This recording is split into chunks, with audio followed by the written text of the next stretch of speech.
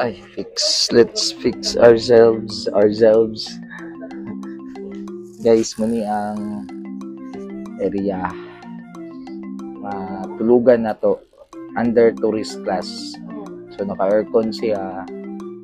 Nag-book ang akong bayaw mga 1-3 ata.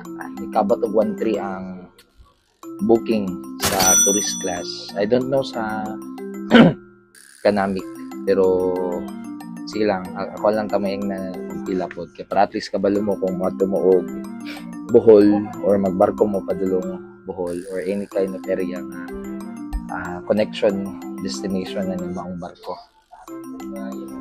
So first time ako ma-experience ni nga matulog sa barko, mga kakuyaw. So warag diri ra jud ko dili kuyaw. Muamin ko nga diri ra jud ko dili kuyaw kay nalipong nako karon pa lang. Pero sige lang, kakayanin. Pero kung nakita nyo na ay kutson siya aircon, and then by cubicle siya, may number diri mga kakayaw. Yan, may number po dyan.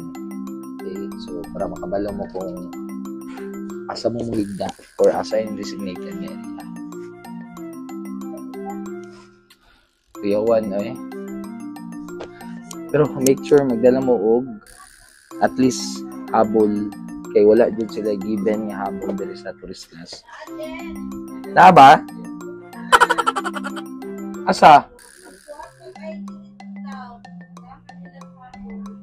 Okay na day habol day mga kakuyaw. Naihabol sila ihatag. So, pero need ka maghatag og ID dito sa counter para counterpart pod nga dili mo dalon ang habol. Pero kaya nagdala ko habol jud daan. So, di na kailangan no need na sa kanang mag-unlan ka kay na naman poy ko. Naka elevate na pod ang head area. No, so okay lang siya. So nakoy kauban sa taas pod si ma'am. So, double deck siya.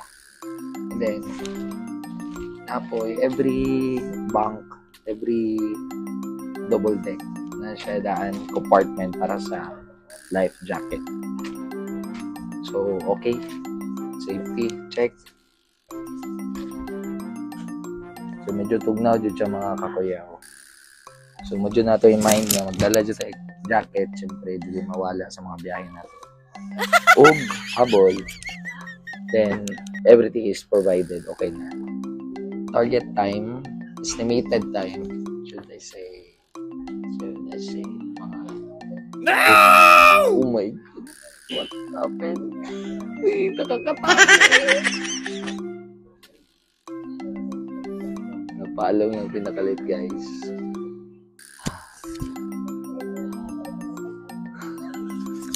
Kulba. Hindi pa dayon ta. Wala rong suto. False alarm. False alarm.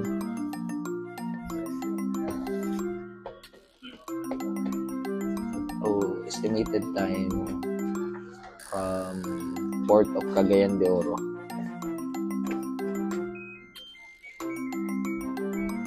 I'm gonna change, guys.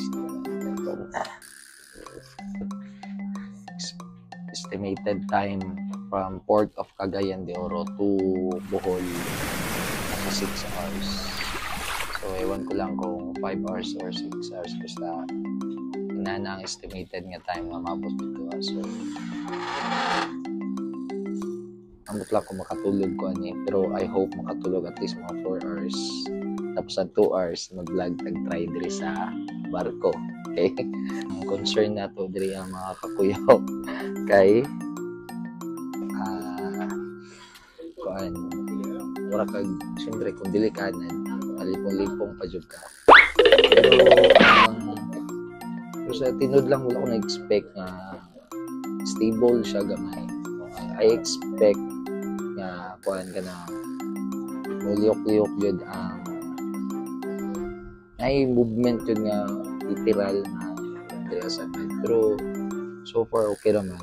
Kaniya lang kay pagsulod na ko ako nahanad niya. Kadyo medyo nalipong pa jud ko. Kasama sa ako gibuhat niya sa ko. So yun lang. Kita kits. Diri lang siguro ko. Good night sa inyo.